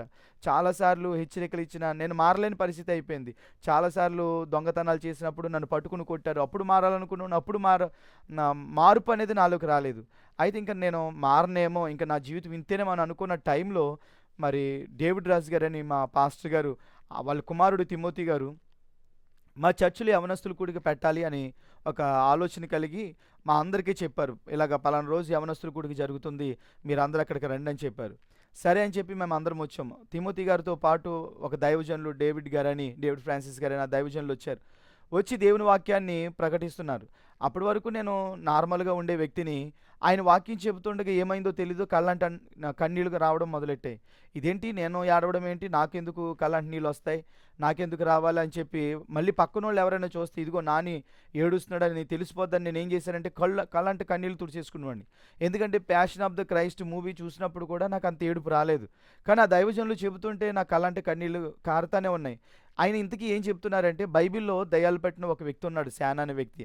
అతనిలో ఒక 2000 దయ్యాలు ఉన్నాయని యేసుప్రభు వ్యక్తి దగ్గరికి వెళ్ళినప్పుడు ఆ వ్యక్తి పరిగెత్తుకుంటూ వచ్చి, బోధకుడా మమ్మల్ని పాతాళములోకి వెళ్ళమని ఆజ్ఞాపించుకు, అదిగో అక్కడ పందుల మందు ఉంది కదా, అందులోకి వెళ్ళమని ఆజ్ఞాపించు అని చెప్పి బ్రతిమలాడుకుంటే, సరే మీరు వెళ్ళిపోండి అని దేవుడు ఎప్పుడైతే ఆజ్ఞాపిస్తాడో అతనిలో ఉన్న దయ్యాలన్నీ వెళ్ళి మందులోనికి వెళ్ళిపోయి పందులన్నీ కూడా మరి సముద్రంలో పడిపి చనిపోతాయి. ఆ వాక్యం చెబుతూ ఆ దైవజనులు ఏమన్నారంటే, తమ్ముడు దీనికి సాదృశ్యం ఏంటో తెలుసా, 2000 పందులు చనిపోవడానికన్నా దేవుడు ఇష్టపడ్డాడు, కానీ ఒక ఆత్మ చనిపోవడం దేవునికి ఇష్టం లేదని చెప్పారు. నిజంగా మాట నా హృదయాన్ని ఎంతగా తాకిందంటే, లాగి గోమ మీద కొడితే ఎలా ఉంటుందో అలా అనిపించింది. చూడండి, బట్టలు పిండుతున్నప్పుడు ఎంత గట్టిగా పిండుతారో నా హృదయాన్ని ఎవరో పిండేస్తున్నట్టు అనిపించింది. ఎందుకంటే నేను లారీలో క్లీనర్గా వర్క్ చేసేటప్పుడు డ్రైవర్లు మరి వారు తెచ్చుకున్న క్యారేజీలు చేస్తూ ఏమైనా కుక్కలు వస్తే వారు తినటం మానేసి కుక్కలకి వేసేవారు. కానీ సాటి డ్రైవర్ని చూసేవారు కాదు, భయంకరమైన బూతులు తిట్టేవారు. ఇదేంటి ఎంత దారుణంగా బూతులు తిడుతున్నారు అంటే, మనిషి జీవితం వేస్ట్ ఏమో, పశువులు పక్షులు జంతువులు వాటి జీవితమే బెటర్ ఏమో, అనవసరంగా మనుషులుగా పుట్టామేమో అనుకున్నాను. కానీ యేసు ప్రభు దగ్గరికి వచ్చేసరికి అసలు లోకము దేవుని దృష్టిలో లేదు. దేవుని దృష్టిలో ఉన్న వ్యక్తి ఎవరంటే, ఆయన రూపంలో చేసుకున్న నేను అనేది నాకు అర్థమైంది. అంటే దేవుడు నన్ను ప్రేమిస్తున్నాడా? 2000 పందులు చనిపోవడానికన్నా దేవుడు ఇష్టపడ్డాడు, కానీ నేను ఒక్కడిని చనిపోవడం దేవునికి ఇష్టం లేదా? అంటే నిజంగా దేవుడు నన్ను ప్రేమిస్తున్నాడా? అంటే ఆ సమయానికి నన్ను ప్రేమించేవారు ఎవరు లేరు. నిజంగా చెప్పాలంటే నాకు నేనే ప్రేమించుకునేవాడిని కాదు. నా ముఖం అంటే నాకు అసహ్యం, నా వాయిస్ అంటే నాకు అసహ్యం, నా కళ్ళు అంటే నాకు అసహ్యం, అసలు చెప్పాలంటే నా బాడీ అంతా అంటే నాకు చాలా అసహ్యం. అలాంటి నన్ను నేను అసహించుకున్న నా జీవితాన్ని ప్రేమించే వాళ్ళు ఒకళ్ళు ఉన్నారా, నన్ను ప్రేమించే వాళ్ళు కూడా ఒకళ్ళు ఉన్నారా అని నాకు నిజంగా కన్నీళ్ళు కారుతూనే ఉన్నాయి. తర్వాత అన్ని దైవజనులు వాక్యం చెప్తే ఏమన్నారంటే, మీలో ఎవరైనా బాప్టిజం తీసుకోకుండా పాపం చేస్తే, దేవునికి వ్యతిరేకంగా తప్పు చేస్తే మీరేం చేస్తున్నారో తెలుసా తమ్ముడు, యేసు రక్తం మీద ఉమ్మేసి యేసు రక్తాన్ని తొక్కేసి సాతాను దగ్గరికి వెళ్తున్నట్టు అని చెప్పారు. నిజంగా అదేదో ఒక గుణపంతో పొడిచినట్టు అనిపించింది. అంటే ఎంతకాలం నేను పాపం చేసింది యేసు ప్రభు రక్తాన్ని తొక్కా, ఇంతకాలం నేను దేవునికి దూరం అయిపోయింది యేసు ప్రభు రక్తాన్ని నా పాదములతో తొక్కుతున్నానా, అది కూడా యేసు ప్రభు పోలికలో చేయబడిన నేను సాతాను దగ్గరికి వెళ్ళిపోతున్నానా అని గుండంతా పగిలిపోయిన తర్వాత, ప్రార్థన అంతా అయిపోయిన తర్వాత ఆయన కొంతసేపు ఆరాధనలు నడిపించారు. ఇంకా ఆరాధనలో ఎక్కి ఆడవడం మొదలుపెట్టాను. ఎప్పుడూ చేయలేని ప్రార్థన దైవజనులు అన్నారు, మీలో ఎవరైనా ప్రార్థన చేయండి. ఇంకే ప్రార్థన చేయడం మొదలుపెట్టాను. తెలియకుండానే పశ్చాత్తాపంతో కూడిన ప్రార్థన నాలో కలుగుతుంది. ఒకే ఒక్క మాట అడగండి, యేసు ప్రభు నువ్వు నమ్మాలంటే నువ్వేం చేయాల్సిన పర్లేదు, నోరు తెరిచి యేసు ప్రభా నువ్వు నాకు కావాలి, యేసు ప్రభా నేను పాపిని, పాపం చేసి నా హృదయంలోనికి రండి, నాకు నువ్వు కావాలి, నా జీవితంలోనికి రండి అని నువ్వు అడిగితే ఖచ్చితంగా యేసు ప్రభు నీ దగ్గరికి వస్తాడని చెప్పారు. నిజంగా మనస్ఫూర్తిగా అడిగాను. ఆరాధన అయిపోయింది, ప్రార్థన అయిపోయినా నాకు ఏడుపు ఆగట్లేదు. అప్పుడు దైవజనులు ఏమన్నారంటే, మీరు ఇంటికి వెళ్ళిన తర్వాత కూడా ప్రార్థన చేయండి, గదిలోకి వెళ్ళిపోండి, తలుపులు వేసేసుకోండి, మీకు జ్ఞాపకం వచ్చే ప్రతి పాపాన్ని ఒప్పుకోండి. ఒప్పుకోవడమే కాదు, ఏ పాపం అయితే గుర్తుకు రావట్లేదో ప్రభా నాకు ఆ పాపాలు జ్ఞాపకం చేయండి అని అడగండి, మీరు దేవుడు మీకు ప్రతిదీ జ్ఞాపకం చేస్తాడని దైవజనులు చెప్పారు. ఎప్పుడైతే చెప్పారో నేను ఇంటికి వెళ్ళిపోయాను. వెళ్ళగానే మా అన్నయ్య మా అక్క టీవీ చూస్తున్నారు. నేను అన్నాను, అన్నయ్య అక్క టీవీ కట్టేనని చెప్పాను. వెంటనే వాళ్ళు కూడా కట్టేశారు. ఎందుకంటే వాళ్ళు కూడా యూత్ మీటింగ్కి వచ్చారు. యాక్చువల్గా యూత్ మీటింగ్ స్టార్టింగ్లో దైవజనులు మమ్మల్ని అందరిని కూర్చోబెట్టినప్పుడు ఏమన్నారంటే, ఒక్కొక్కరు నిలబెట్టి మాట్లాడుతున్నారు, చెల్లి నువ్వు యేసు ప్రభు కోసం ఏం చేస్తావు అని అన్నారు. అక్కడ దరిదాపు ఒక 9 మంది ఆడపిల్లలు ఉన్నారు, ఒక 3 మగవాళ్ళం ఉన్నాం. అందరూ చెప్పిన సమాధానం ఏంటంటే, దేవుని సేవ చేస్తాం, దేవుని సేవ చేస్తాం అన్నారు. తర్వాత మగవాళ్ళు కూడా అడిగారు. ఓ తమ్ముడిని అడిగితే తను కూడా అన్నాడు దేవుని సేవ చేస్తామని అడిగారు. తర్వాత మా అన్నయ్యని అడిగారు. మా అన్నయ్య ఏమన్నాడంటే, అన్నయ్య నేను ఇంకేం ఆలోచించుకోలేదని చెప్పాడు. యా తమ్ముడు అంటే, నేను మోటార్ ఫీల్ కదనియా, అందుకే నేనేమో ఆలోచించుకోలేదు అన్నారు. తర్వాత ఆయన కూర్చోబెట్టి నన్ను లేపారు. తమ్ముడు నువ్వు యేసు ప్రభు కోసం ఏం చేద్దాం అనుకుంటున్నావు అని నన్ను అడిగారు. నేను అన్నాను, మొదట నేను మారాలని, తర్వాత చూద్దాం దేవుడి కోసం ఏం చేయాలో, మొదట నేను మారకుండా ఏం చేస్తాను అన్న వ్యక్తిని మరి ఆ వాక్యం ద్వారా దేవుడు నాతో ఎప్పుడైతే మాట్లాడారో, ఇంటికి వెళ్ళిన తర్వాత నా పాపములన్నీ ఒప్పుకున్నాను. గదిలోకి వెళ్ళి తలుపులు వేసేసుకోండి, నా ప్రతి పాపాన్ని ఒప్పుకున్నాను. నా కళ్ళ ముందు నేను చేసిన చిన్నప్పటి నుంచి చేసిన ప్రతి పాపము నా కళ్ళ ముందుకు వస్తుంది. ప్రతి పాపాన్ని ఒప్పుకున్నాను. తర్వాత కొన్ని పాపాలు నాకు జ్ఞాపకం రావట్లేదు, నాకు ఇంకా ప్రార్థన చేయాలనిపిస్తుంది. అప్పుడు అడిగాను, ప్రభా ఇంకా నేను ఏమైనా మర్చిపోయి ఉంటే ఆ పాపాలను కూడా జ్ఞాపకం చేయ ప్రభా, వాటన్నిటిని నేనే చేశాను ప్రభా, తప్పు అయిపోయిందయ్యా, క్షమించయ్యా, నేను బాధ పెట్టాను, నేను గాయపరిచాను, ఇంకా నేను బాధ పెట్టినా, నాకు నువ్వు కావాలి అని యేసు ప్రభుని హృదయపూర్వకంగా నా పాపాలను ఒప్పుకుని ఆయన్ని ప్రేమతో ఆహ్వానించాను. యేసు ప్రభు నా హృదయంలోకి వచ్చాడని నాకు అనిపించింది. ఎప్పుడైతే నా పాపములను ఒప్పుకుని ఆమేన్ అని పైకి లేచి చూసేసరికి మీరు నమ్మరండి, గంట సేపు ప్రార్థన చేశాను. 5 నిమిషాలు కూడా ప్రార్థన రాలేని నాకు, నేను ప్రార్థన స్టార్ట్ చేసి ముగించేసరికి 1 అవర్, గంట సేపు ప్రార్థన చేయడం నాకు చాలా అద్భుతమైంది. నా కాళ్ళు చూసుకుంటే భూమి మీద ఆడినట్టు నాకు అనిపించడం లేదు. నాకేయో రెక్కలు వచ్చినట్టు, నేనేదో ఎగురుతున్నట్టు, చాలా బరువు అంతా పోయినట్టు, అసలు నేను గాల్లో ఉన్నట్టు నాకు అనిపిస్తుంది. ఏంటి ఈ ఫీలింగ్, ఏంటి ఈ ఆనందం, ఏంటి ఈ అనుభూతి ఏంటి నాకు తెలియలేదు. అప్పుడు అర్థమైంది, యేసు ప్రభుని నమ్మితే ఇంత ఎలాగ ఉంటుంది, యేసు ప్రభుని నమ్మితే ఇంతగా దేవుడు ఆశీర్వదిస్తాడా అని నాకు అర్థమైంది. ప్రభా ఇంతకాలం నేను నీకు ఎలా దూరం చేసుకున్నానని చాలా బాధపడ్డాను. ఆ తర్వాత దినాల్లో మరి నేను మరలా లారీకి వెళ్ళడం జరిగింది. లారీలో కొన్నిసార్లు మరి మందిరానికి వెళ్ళడానికి అవకాశం లేక లారీలోనే అలా బైబిల్ చదువుతుండేవాడిని. దేవుని ఉన్నతమైన కృప ఏంటంటే, ఒక అధ్యాయం చదవడానికి ఇబ్బంది పడిన నా జీవితంలో ఒక 1 రోజుల్లో బైబిల్ అంతటిని కూడా కంప్లీట్ చేయడానికి ప్రభు సహాయం చేశాడు. ఆ రోజు స్టార్ట్ చేసిన బైబిల్ ధ్యానం దేవుని కృపను బట్టి ఇప్పటి వరకు ఒక 22 సార్లు కంప్లీట్ చేయడానికి ప్రభు నాకు సహాయం చేశాడు. అలాగే బైబిల్ ధ్యానిస్తూ ఉండేవాడిని, ప్రార్థన చేస్తూ ఉండేవాడిని. నేను 2009 సెప్టెంబర్ 15వ తారీఖుని బాప్టిజం పొందాను. దేవుణ్ణి నా హృదయంలోకి చేర్చుకున్నాను. అప్పుడు నా హృదయంలో చేర్చుకోవడానికి నా హృదయంలో ఒకే ఒక ఆశ ఏంటంటే, నేను అరే బాప్టిజం తీసుకుంటే మళ్ళీ పాపం చేస్తానా, అమ్మాయిని చూస్తానా, అబద్ధాలు ఆడుతానా, దొంగతనాలు చేస్తానా, ఇవేం ఆలోచించలేదు. నేను అబద్ధం ఆడకుండా ఉండగలనా లేదో నాకు అనవసరం, అమ్మాయిల్ని చూడకుండా ఉండగలనో లేదో నాకు అనవసరం, పాపం చేయకుండా ఉండగలనో లేదో నాకు అనవసరం, నాకు ఇప్పుడు యేసు ప్రభు కావాలి అని నా హృదయంలో ఒక నిశ్చయమైన ఖచ్చితమైన నిర్ణయాన్ని తీసుకున్నాను. అలాగున మరి చేయగలనో లేదు, ఇదివరకేమో బాప్తిసం పొందమంటే పూర్తిగా మారిపోయాక తీసుకుంటాను అన్నవాడిని, ఇప్పుడు అసలు అవి చేస్తానో చేయనో నాకు అనవసరం, నాకు మాత్రం యేసు ప్రభు కావాలి అనే డిసైడ్మెంట్లో ప్రభుని నా హృదయంలోకి ఆహ్వానించాను. దేవుడు నా హృదయంలోకి వచ్చాడు. ఎంత నెమ్మది ఇచ్చాడంటే ఇంకా మీరు చెప్తే నమ్మరండి, 2009 నుండి ఇప్పటి వరకు కూడా ఒక సినిమా థియేటర్ కూడా నేను వెళ్ళలేదు. దేవుడు అంత ప్రమాదం నుంచి నన్ను తప్పించాడు. ఇంకా చెప్పాలంటే ఎక్కడైనా ఏదైనా డబ్బులు కనబడితే తీసుకోవడం ఒక వంతు అయితే, ఎవరి జోబిలో కనబడినా ఎవరి బ్యాగ్లో కనబడిన మంచం కిందకు దూరి మరి ఆ డబ్బులు దొంగతనం చేసే వ్యక్తిని. అప్పటి నుండి ఇప్పటి వరకు కూడా నా కళ్ళ ముందు ఒకవేళ ఎవరైనా డబ్బు కట్ట పెట్టేసి వెళ్ళిపోయినా అలా చూస్తేనే తప్ప వాడిని ముట్టుకోవడానికి కూడా మరి నా చేతులు కూడా ముందుకు రావట్లేదు. ఎలా అంటే నా హృదయంలోనికి వచ్చిన యేసయ్య నా హృదయ స్థితిని అంతటిని మార్చేశాడు. ఆ సమయంలో ఏ అమ్మాయిని చూసినా రాంగ్ తలంపులు, రాంగ్ ఆలోచనలు వచ్చేవి. తర్వాత నేను ఎప్పుడైతే బాప్టిజం పొందానో నెల రోజులు ప్రార్థనలో ఉన్నాను. నెల రోజులు ప్రార్థన తర్వాత నేను బయటకు వచ్చానండి. బయటకు వచ్చి చూసేసరికి అప్పుడే కాలేజీ వదిలారు. ఆడపిల్లలందరూ బయటకు వస్తున్నారు. ఓరు బాబోయ్, ఇప్పుడే రావాలా, ఈ నెల రోజులు దేవుని సన్నిధిలో ఎదిగాను కదా, ఇప్పుడే ఎందుకు వచ్చారు వీళ్ళంతా కూడా అని బాధపడ్డాను. కానీ ముందుకెళ్ళే కొలది అమ్మాయిలందరూ దగ్గరికి వచ్చారు. ఆ సమయంలో అమ్మాయిలు చాలా అందంగా ఉన్నారు. కానీ ఏ అమ్మాయిని చూసినా సరే ఒక అక్క, ఒక చెల్లి అనే ఫీలింగే కలుగుతుంది. ఏంటి నాకు ఈ ఫీలింగు, ఏంటి ఒరే నానిగా నువ్వేనా, ఒక ఆడపిల్లను చూసే చూపేనా నీది, అసలు నీ మనసే నువ్వేనా, అసలు ఈ శరీరం నీదేనని నా మట్టుకు నేను ప్రశ్న వేసుకున్నాను. ఎందుకంటే ఒకరోజు మరి మా చర్చిలో 3 రోజులు ఉపవాస ప్రార్థన జరిగిందండి. అప్పుడు మా పాస్టర్ గారు వేరే దైవజనుల్ని పిలుచుకొచ్చారు, దానియేలు గారని. ఆయన వాక్యం చెబుతూ శరీరము, ఆత్మ, మనసు అంటే ఏంటో వారు తెలియచేశారు. అప్పుడు అనిపించింది, ఓహో ఆత్మ అంటే ఇదా, శరీరం అంటే ఇదా, ప్రాణం అంటే ఇదా, ఓహో దేవుడు అంటే ఇదా, అంటే మనం దేవుడిని నమ్మాలన్నమాట అనే అవగాహన నాలో కలిగింది. ఆ 3 రోజులు ఆయన మా ఇంట్లోనే ఉన్నారు. నేను కూడా ఎక్కడికి వెళ్ళలేదు. 3 రోజులు ఉపవాసం ఉండి 3 రోజులు మరి మందిరానికి వెళ్ళడం, ఇంటికి రావడం, మందిరానికి వెళ్ళడం, ఇంటికి రావడం తప్ప ఇంకేమీ చేయలేదు. 3 రోజులు మీటింగ్ అయిపోయిన తర్వాత చాలా బాగుంది అనుకున్నాను. 3 రోజులు మీటింగ్ అయిపోయిన తర్వాత దైవజనులు వాళ్ళ ఇంటికి వెళ్ళిపోయారు. నేను కూడా యేసుప్రభుని విడిచిపెట్టేసి మళ్ళీ లోకంలోకి వచ్చాను. అంటే అంతగా మారలేని జీవితాన్ని దేవుడు ఒక్కసారిగా నా చూపుని, నా ఆలోచన, నా తలంపుల్ని అసలు ఇది నాకు ఇంతకీ అద్భుతం. ఆ పాపపు జీవితం నుంచి నేను ఎలా బయటపడ్డాను, ఆ పాపపు జీవితం నుంచి నేను ఇప్పటికీ ఎలా రక్షించబడ్డానంటే ఇప్పటికీ నాకు ప్రశ్నార్థకరమైన యేసు ప్రభుని ఆహ్వానించడం తప్ప నేను చేసింది ఇంకొకటి లేదు. ఎందుకంటే నా మట్టుకు నేను బ్రతకాలని చాలా ప్రయత్నం చేశాను కానీ నా వల్ల అవ్వలేదు.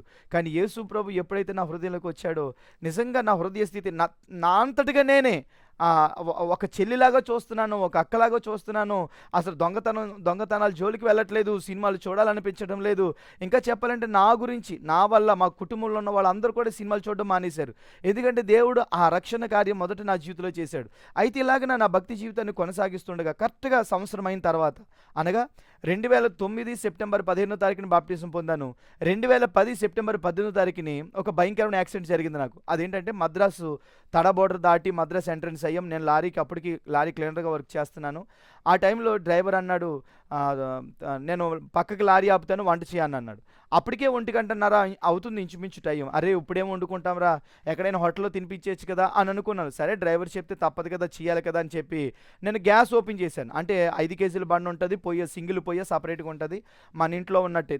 దానికి సపరేట్గా పైపులు ఉంటే దానికి కనెక్షన్ ఇచ్చుకుండి ఓపెన్ చేసుకోవాలి. నేనేం చేశానంటే కూరగాయలు కోస్తూ ఈ లోపు బియ్యం కడిగేసి పక్కన పెట్టి అంటించేద్దాం, పొయ్యి అంటిస్తే ఈ లోపు బియ్యము ఉడుకుతూ ఉంటాయి కదా అని చెప్పి పైపులన్నీ బిగించి ఓపెన్ చేశాను.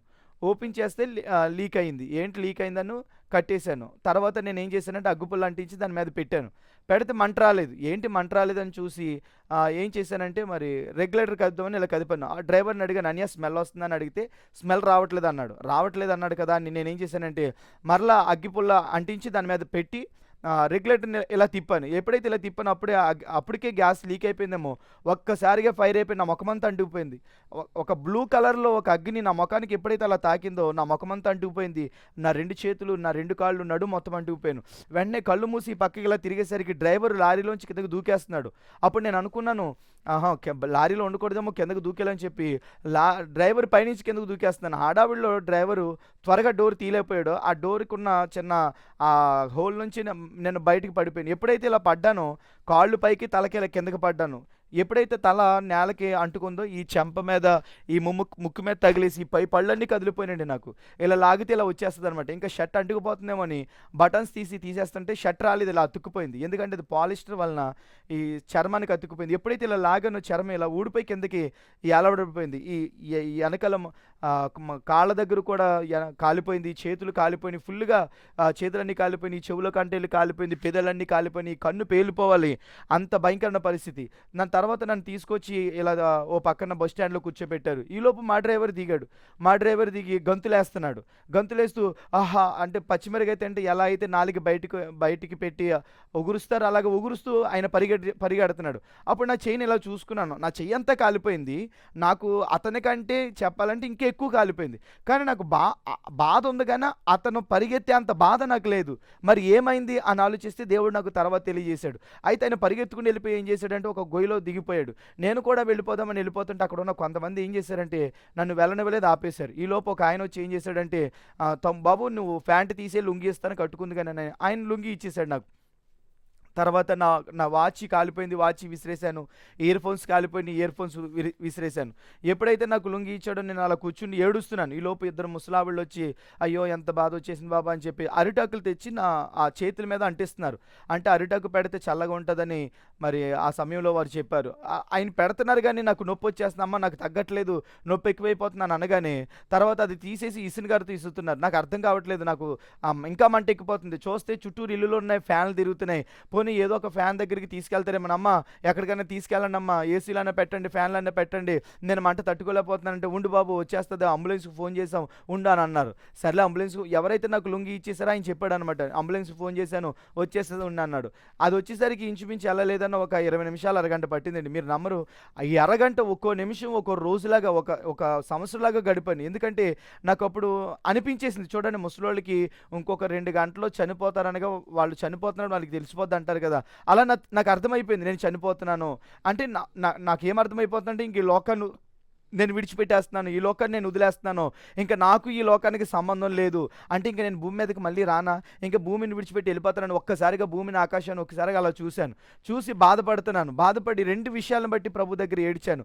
ఏంటంటే ప్రభా మరి ఇప్పుడే కదా నన్ను రక్షించుకున్నావు, ఎవరికి నీ గురించి చెప్పలేదు, ఎవరిని నీ వద్దకు నడిపించలేదు, అప్పుడే తీసుకెళ్ళిపోతావా అని చెప్పి దేవుని దగ్గర ఏడ్చాను. రెండో విషయాన్ని బట్టి ఎందుకు ఏడ్చానంటే ప్రభా నీకు ఇష్టం లేని జీవితం అయితే నాకు అక్కర్లేదు, నేను నీకు దూరంగా ఉండి నిన్ను బాధ పెట్టి నిన్ను గాయపరిచే జీవితం నాకు ఉండడం కంటే నిన్ను గాయపెట్టకుండా నేను నరకానికి వెళ్ళిపోయి కాలిపోవడం నాకు ఇష్టం, నన్ను చంపేసి నరకాన్ని పంపించే నిన్ను బాధ పెట్టే జీవితం నాకు వద్దని కేవలం ఈ 2 విషయాలను బట్టి ఏడ్చానండి.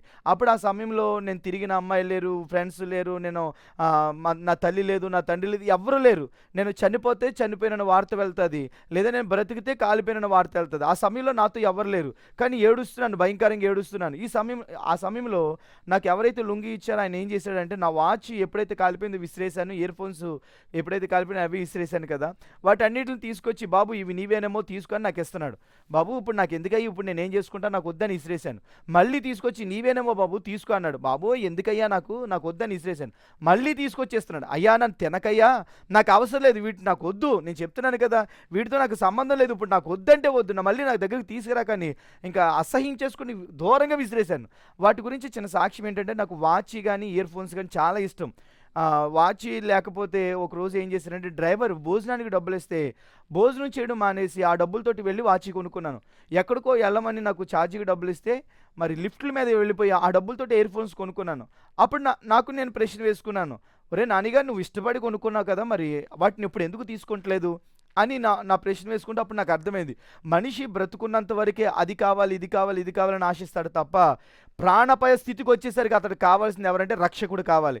రక్షకుడు తప్ప మరొకరిని ఇంకొకరు ఆశించరు. ఎందుకంటే బ్రతుకున్నంత వరకు అన్నీ ఆశిస్తాడు, చనిపోయే స్థితికి వచ్చేసరికి నాకు ఏమొద్దు, నాకు నా ప్రాణం ఉంటే చాలని ఆశపడతాడు. దేవుని మహాకృపను బట్టి నేను అప్పటికే రక్షకుని కలిగి ఉన్నాను. ఒకవేళ డ్రైవర్ నన్ను అలా అనొచ్చు కానీ అప్పటికే నేను రక్షకుని కలిగి ఉండి దేవుని ఆశ్రయించాను. అయితే జరిగిన విషయం ఏంటంటే ఈలోపు అంబులెన్స్ వచ్చేసింది. పోన్లో అంబులెన్స్ వచ్చింది అని చెప్పి పరిగెత్తుకుని యువతల నుంచి అవతలకి వెళ్ళిపోయి అన్న త్వరగా ఏసీలైనా పెట్టండి, ఫ్యాన్లైనా పెట్టండి, మంట తట్టుకోలేకపోతున్నానంటే అతనేమో ఒక వింత జంతువుని చూసినట్టుగా ఉండి ఎక్కడెక్కడ కాలింది అని చూస్తున్నాడు. బాబోయ్ త్వరగా తీసుకెళ్ళి నా వల్ల కాదు, నేను తట్టుకోలేకపోతున్నానంటే వెంటనే అంబులెన్స్లోకి ఎక్కించారు. ఎప్పుడైతే 108 వచ్చి అంబులెన్స్లోకి ఎక్కించారో 2 తలుపులు మూసారు, నన్ను డ్రైవర్ని కూడా పైకి ఎక్కించి 2 తలుపులు మూసారు. ఈలోపు అక్కడ ఆ క్యాబిన్ అంతా కాలిపోయింది, సీట్లన్నీ కాలిపోయాయి. ఈలోపు కొంతమంది వచ్చి గ్యాస్ బండ్ని కిందకి లాగేసి ఆ లారీ క్యాబిన్ అంతటిని కూడా ఆర్పేశారు. తర్వాత మమ్మల్ని ఈ అంబులెన్స్లోకి తీసుకెళ్ళిపోతే ఎప్పుడైతే 2 తలుపులు మూసారో అందులో ఏసీ లేదు, ఫ్యాను లేదు. ఇంకా చూడండి అది ఎండేమో చాలా వేడి ఎండ అనమాట. మధ్యాహ్నం 1 గంటన్నరకి 2010 సంవత్సరం సెప్టెంబర్ నెల 18వ తారీఖుని తడా బోర్డర్ దగ్గర మద్రాస్ ఎంటర్ అయ్యేసరికి అక్కడ ఎండ తీవ్రత మరి చాలా ఎక్కువ ఉంది. ఆ ఎండలో పైగా కాలిపోవడం, మరి దానికి తగ్గట్టు ఎప్పుడైతే ఆ డోర్లు మూసారో ఫ్యాను, ఏసీ లేకపోవడం వల్ల ఇంకా చెమట ఎక్కిపోయి ఆ చెమట వాటర్ అంతా కూడా గాయాల మీద పడేసరికి ఇంకా బాధ వచ్చేసింది. అప్పుడు డ్రైవర్ తన అన్నయ్య నాకు ఇక్కడ చాలా నొప్పి వస్తుందని అని అడిగితే అప్పుడు డ్రైవర్ అన్నాడు, రే నువ్వు మామూలుగా కాలేదురా, మొత్తం ఆడిపోయావురా, మళ్ళీ నీ ముఖం నార్మల్ స్థితికి రాదురా అని అన్నాడు. నిజంగా ఆ మాట అనగానే ఒక్కసారి జూమ్ అంది. అవును కదా, ముఖం రాకపోతే ఎలాగా? ఒకవేళ ఎవరికైనా స్వార్థ చెప్పాలన్నా మచ్చలు ఉంటే ఎవరు వింటారు? ఎవరికైనా మచ్చలు ఉంటే నేనే ఇదివరకు అసహ్యపడేవాడిని, అలాంటిది అదే మచ్చలతో నేను వెళ్తే ఇప్పుడు నన్ను ఎలా చూస్తారు, అందరూ అసహించుకుంటారు. అప్పుడు నేను అనుకున్నాను, సర్లే ఎవరు అసహించుకుంటే ఏముంది, మా అమ్మగారు అయితే నాతో మాట్లాడతారు కదా, మా అమ్మగారు నన్ను అసహించుకోరు కదా, ఎందుకంటే కాకి పిల్ల కాకి ముద్దు అంటారు కదండి, మా అమ్మగారు మాట్లాడితే చాలు అని అనుకున్నాను. తర్వాత మనసులో అనిపించింది, దేవా ఇలా ఉంటే నేను సువార్త ఎలా చెప్తాను? సువార్త చెప్తే వారు నా ముఖం చూసి అసహ్యపడితేనే నేను తట్టుకోలేను కదా, అయినా నాకు ఎందుకులే నా ముఖం ముద్దు అని చెప్పి డ్రైవర్తో అన్నాను. డ్రైవర్ ఎప్పుడైతే అలా అన్నాడో నా మనసులో నేను అనుకున్నాను, ఏమనుకున్నానంటే ఎవడికి కావాలి నీ ముఖం, నాకు అవసరం లేదు, నా దేవుడికి కావాల్సింది ఈ ముఖం కాదు, నా దేవుడికి కావాల్సింది నా హృదయం అని చెప్పాను. ఈ ముఖం గురించి సాక్ష్యం చెప్పాలంటే మరి ఇదివరకు అమ్మాయిల వెనకాల ఫ్రెండ్స్ వెనకాల తిరిగేటప్పుడు, అలా జల్సాగా తిరిగేటప్పుడు ఎప్పుడు నా జోబిలో దువ్వని ఉండేది, ఎప్పుడు నా జోబిలో కర్చీఫ్ ఉండేది, అందులో పౌడర్ ఉండేది. తల చెరిగిపోతే వెంటనే దువ్వుకునేవాడిని, ముఖం పౌడర్ చెరిగిపోతే వెంటనే పౌడర్ రాసుకునేవాడిని. అలాంటి అంత అందంగా చూసుకున్న ముఖం ఒక్కసారిగా అలా అయిపోతుందంటే నేను ఎందుకన్నాను అలా మాట అంటే, నిజంగా ఆ మొక్క మీద నాకు ఆశ లేకుండా దేవుడు చేశాడు. నా దేవుడికి కావాల్సిన నా ముఖం కాదు, నా దేవుడికి కావాల్సిన నా హృదయం అని వెంటనే నా హృదయంలో డ్రైవర్కి చెప్పలేదు కానీ నా హృదయంతో నేను అనుకున్నాను. తర్వాత నన్ను హాస్పిటల్కి తీసుకెళ్ళడానికి ప్రయత్నం చేశారు. వచ్చిన అంబులెన్స్ ఏంటంటే తమిళనాడు అంబులెన్స్. అతను ఏమంటున్నాడు అంటే, తమిళనాడు ఉన్న హాస్పిటల్కి నేను తీసుకెళ్తాను అంటున్నాడు. మా డ్రైవర్ అంటున్నాడు, నాకు తమిళం మాట్లాడటం రాదు, తెలుగు, ఆంధ్రాలోకి హాస్పిటల్కి తీసుకెళ్ళండి అని. వాళ్ళిద్దరి మధ్య ఈ ఘర్షణలో ఒక 20 నిమిషాలు అయిపోయింది. అన్నయ్య ఎక్కడో దిక్కి తీసుకెళ్ళమని అన్నయ్య, నేను తట్టుకోలేకపోతున్నాను అంటే ఆంధ్ర హాస్పిటల్కి తీసుకెళ్ళిపోయారు. నన్ను అక్కడికి తీసుకువెళ్ళిన తర్వాత హాస్పిటల్లో జాయిన్ చేసుకున్నారు. మరి మా డ్రైవర్కి మొత్తు ఇంజెక్షన్ ఇస్తున్నారు. ఈలోపు ఆయన ఏమన్నారంటే, ముందు అతనికి ఇచ్చేయండి మొత్తం ఇంజెక్షన్, మంట తట్టుకోలేకపోతున్నాడు అంటే ఈ సైడ్కి ఇచ్చారంటే 5 మొత్తం ఇంజెక్షన్లు ఈ సైడ్కి ఇచ్చారు, మంట తట్టుకోలేకపోతున్నానని. 5 మొత్తం ఇంజెక్షన్లు ఇచ్చినా సరే అసలు మంట తగ్గలేదు, ఇంకా ఎక్కువ అరుస్తున్నాను. ఆ సమయంలో డ్రైవర్ ఏమన్నాడంటే, ఇదిగో లారీ అక్కడ ఉంటే దొంగలు పట్టుకెళ్ళిపోతారు, నేను బంకులో పెట్టి వస్తానని చెప్పేసి వెళ్ళిపోయారు. ఈలోపు పాస్టర్ గారికి ఫోన్ చేయాలని ఆలోచన వచ్చి ఫోన్ చేసి, అన్య మా అమ్మగారికి చెప్పుకొని నేను ఇలా కాలిపోయాను అని చెప్పాను.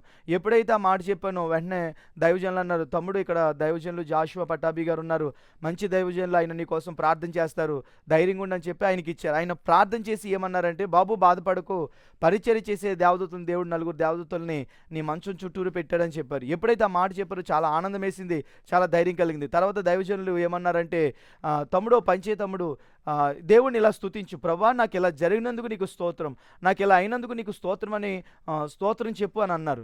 ఎప్పుడైతే ఆ మాట అన్నారో నిజమే కదా, ఆ ఆనందంగా ఉన్నప్పుడు, సంతోషంగా ఉన్నప్పుడు ఎవరైనా స్తుతిస్తారు. ఇలాంటి టైంలోనే కదా స్తుతిస్తే అప్పుడు నిజమైన స్తుతి ఆరాధన మనం చేస్తున్నామా లేదని తెలుస్తుందని చెప్పేసి ఫోన్ పెట్టేసి మనస్ఫూర్తిగా నోరు తెరిచి స్తుతించాను. ప్రభా నన్ను ఇలా చేసినందుకు నీకు స్తోత్రం నాయనా, నేను కాలిపోయినందుకు నీకు స్తోత్రం నాయనా, ఈ పరిస్థితిని బట్టి నీకు స్తోత్రం నాయనా, నాకు ఇచ్చిన ఈ స్థితిని బట్టి నీకు స్తోత్రం అని మనస్ఫూర్తిగా ప్రభుని ఆరాధించాను, ప్రభుని స్తుతించాను.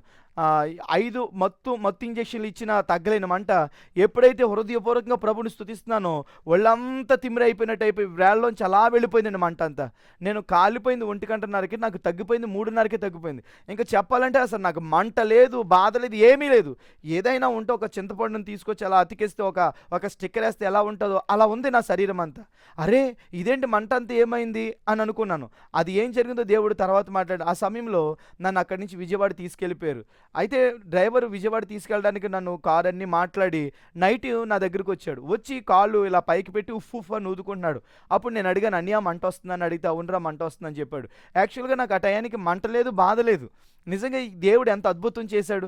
ఇదేంటి డ్రైవర్కి మంట ఉంది, నాకు అప్పుడే 3:30కి తగ్గిపోయిందని ప్రభుని స్తుతించాను. తర్వాత డ్రైవర్ వాళ్ళ ఇంటికి వెళ్తే వారు అన్యులు అవ్వడం వల్ల సీరియల్స్ ఎక్కువ చూసేవారు, సినిమాలు ఎక్కువ చూసేవారు, తర్వాత ఫోటోలు కూడా ఎక్కువ ఉండేవి. అప్పుడు నేను అన్నాను, అన్నయ్య నేను ఇక్కడ ఉండలేను అన్నయ్య, నేను వెళ్ళిపోతాను మా ఇంటికంటే. ఒరే మీరు పేదోళ్ళరా, ట్రీట్మెంట్ కూడా ఏం చేయించుకోవడానికి మీ దగ్గర ఏం లేదు కదా, ట్రీట్మెంట్ అంతా చేయించి తగ్గిపోయిన తర్వాత పంపిస్తానంటే అలా 2 రోజులు ఒప్పు పట్టాను. ఇంకా నా వల్ల కాదని చెప్పాను. అన్నయ్య ఏం అందకపోయినా పర్లేదు, నన్ను మా ఇంటికి పంపించే అని చెప్పాను. ఎప్పుడైతే అలా చెప్పానో మా ఇంటికి తీసుకెళ్ళి తీసుకెళ్లారు. నా గురించి తెలిసిన మరి పాస్టర్ గారు, సంఘం బిడ్డలు అందరూ వచ్చారు నన్ను చూడడానికి. మా అమ్మగారైతే నన్ను చూసి 2 గంటల పాటు ఏడుస్తూనే ఉన్నారు. ఈలోపు పాస్టర్లందరూ, తర్వాత సంఘ బిడ్డలందరూ వచ్చి అందరూ బాధపడ్డారు. అందరూ ఏడ్చారు. చాలామంది బాధపడ్డారు. కానీ ఒక ముసలావిడ మాత్రం ఒక మాట అంది. ఏమందంటే, "ఎంత బాధను అనుభవిస్తున్నావు బాబా నువ్వా? ఎంత బాధను అనిపిస్తున్నావు" అన్నది. నిజానికి వాళ్ళు వచ్చినప్పుడు అటు ఇటు తిరగాలి. ఎందుకంటే ఆ రోజే తగ్గిపోయింది ఆ బాధ. అటు ఇటు తిరగాలి, కానీ వచ్చినోళ్ళు ఫీల్ అవుతారేమో అని వాళ్ళ కోసం కామ్‌గా కూర్చున్నాను. ఆవిడ ఆ మాట అనగానే, నిజమే కదా! కాలిపోతే తగ్గే వరకు బాధ ఉంటది కదా! మరి నాకేంటి బాధ లేదు, మంట లేదు అని వాళ్ళు వెళ్ళిపోయిన తర్వాత దేవునికి ప్రార్థన చేశాను. అప్పుడు దేవుడు నాతో మాట్లాడాడండి. ఏమన్నాడంటే, "గాయమైతే నీకు పెట్టాను గానీ నీ బాధనంతా నేను అనుభవిస్తానని" చెప్పాడండి. ఎప్పుడైతే ఆ మాట యేసు ప్రభు నాతో మాట్లాడారో నా గుండెకే పగిలిపోయింది. అరే! నీ ప్రేమ ఇంత స్వచ్ఛమైందా? ఇంత పవిత్రమైందా? ఇంత శ్రేష్టమైందా? నీ ప్రేమ ఎలా ఉంటదని తెలియక అమ్మాయిల వెనక వెళ్ళాను, సినిమాల వెనకాల వెళ్ళాను, అందాల వెనకాల వెళ్ళాను, నాకు నచ్చినట్లు బతికాను. ప్రభా, నీ ప్రేమ ఇంత శ్రేష్టమైందా? ఇంక నేనెప్పుడు ఈ ప్రేమను వదులుకోనని చెప్పి ఆ రోజు మరలా ప్రభు ప్రేమను ఇంకా ఎక్కువ తెలుసుకోవడం ప్రారంభించాను. అప్పుడు ఆ సమయంలో మా పాస్టమ్మ గారు వచ్చి ఒక మాట అన్నారు. "తమ్ముడు, ఇలా జరిగినందుకు ఏమనుకోకే, దేవుడిని తిట్టకే" అని అన్నారు. అప్పుడు నేను అన్నాను, "అక్క, నేనెందుకు తిడతాను దేవుడిని? నా దేవుడిని నేను నమ్మింది ఈట్ల కోసం కాదు. నా ప్రాణాన్ని రక్షించడానికి వచ్చాడు, నా జీవితాన్ని రక్షించడానికి వచ్చాడు" అంటే ఒక దైవజనులు వాక్యం చెబుతూ ఏమన్నారంటే, "నీ ఆత్మని పరలోకం చేర్చడానికి యేసుప్రభు వచ్చాడని" ఒక శ్లోకం ఎత్తారు. సర్వపాప పరిహారం రక్త ప్రోక్షణం ఆవశ్యకం. అంటే సర్వ మానవాళి పాపములు పోవాలంటే రక్తమే చిందించబడాలి. అంటే దేవుడు మనకెందుకు అవసరం అంటే, మనం పాపము ద్వారా మనం నరకానికి వెళ్తున్నాం. మనం నరకానికి వెళ్తే మళ్ళీ ఎప్పటికీ తిరిగి రాం. జీవితకాలం అందులో పడి కాలిపోతూనే ఉండాలి. భూమి మీద ఒక మనిషి పెట్రోల్ వేసుకుంటే ఒక అరగంటలో చనిపోతాడు. కానీ నరకానికి వెళ్ళిపోతే ఒక రోజంతా కాలినా, ఒక నెలంతా కాలినా, ఒక సంవత్సరం అంతా కాలినా, అలాగే కొన్ని యుగాలు కాలినా అసలు అతనికి చావే రాదు. అతని నుంచి బయటికి రాలేడు.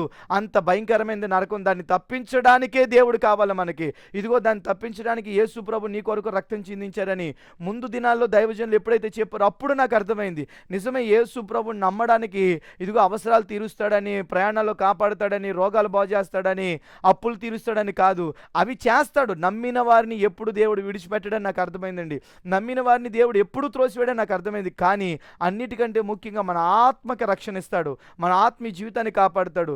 ఎప్పుడైతే 2010లో నేను కాలిపోయానో ఆ రోజు నా దేవుడిని పరిపూర్ణంగా అంగీకరించగలిగాను. తర్వాత మధ్యలో కూడా ఇంకొక యాక్సిడెంట్ జరిగింది. ఏంటంటే, మరి నేను డ్రైవింగ్ చేస్తున్నప్పుడు నిద్ర వచ్చిందని డ్రైవర్కి బండి ఇచ్చేసి నేను పడుకున్నాను.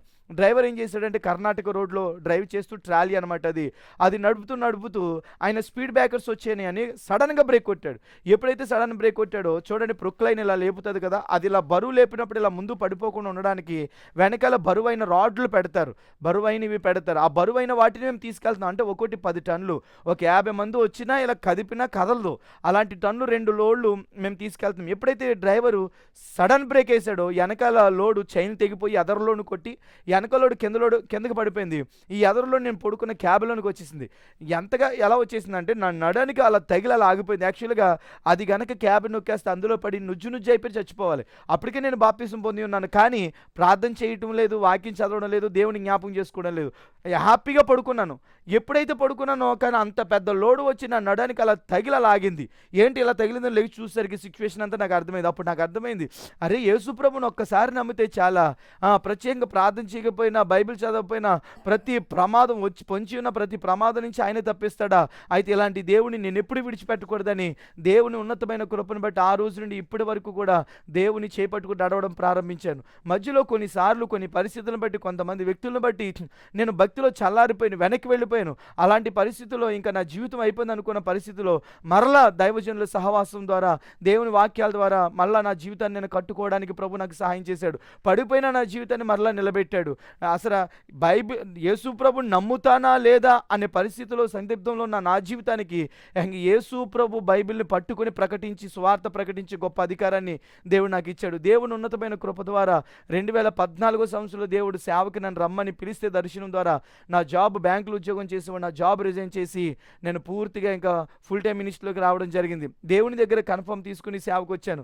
అసలు యేసు ప్రభువును నమ్ముతానా లేదా అనుకున్న నా జీవితంలో యేసు ప్రభునే ప్రకటించే గొప్ప భాగ్యాన్ని నాకు ఇచ్చాడు. అంత గొప్ప రక్షణ కార్యము నా జీవితంలో కలిగించడానికి నా ప్రయాస కాదు, కానీ నన్ను రక్షించాలన్న ఆలోచన మొదట నా దేవునికి కలిగింది కాబట్టి నేను రక్షించబడ్డాను. ఆ రక్షణ కార్యాన్ని కొనసాగిస్తూ ముందుకు సాగుతుండగా ఎన్ని పరిస్థితులు వచ్చినా మళ్ళీ నేను విడిచిపెట్టేశాను, కానీ దేవుడు నన్ను విడిచిపెట్టలేదు. అలాగునని ఇప్పటి వరకు కూడా దేవుడు నడిపించాడు. దేవుని కృపను బట్టి వైజాగ్ ప్రాంతంలో దేవుని సేవ పరిచర్య చేయడానికి ప్రభు నాకు సహాయం చేశారు. నా కోసం ప్రార్థన చేయండి.